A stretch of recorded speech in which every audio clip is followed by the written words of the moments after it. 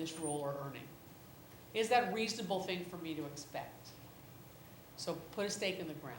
Make it a reasonably aggressive stake so that if they say, oh my gosh, really? That's what you were thinking about? Then you're still able to say, well, that's what I was hoping for. It seems consistent with what the market's paying, but you can still back down without having to say, okay, never mind what I just said, I'll take whatever you give me.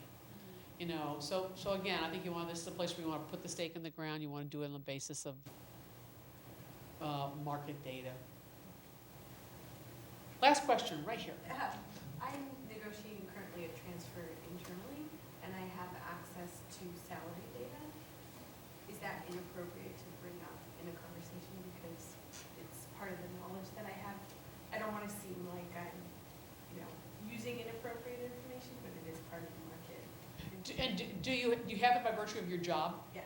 So I think that's my advice in general is put more out on the table. Well, you don't worry so much about what you don't say. So I think it's entirely legitimate to say, in my job, I have access to the salary things, and I know that that we compensate people at this level. Yeah. So I think you're better off just saying it, but also explaining how you have it. Right. Because in your case, it's perfectly legitimate.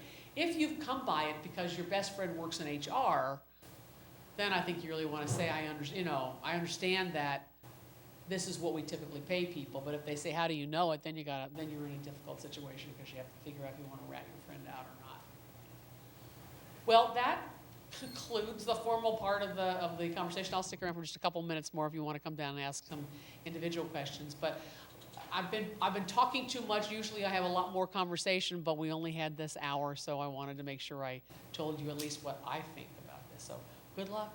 Good luck to you. Good night.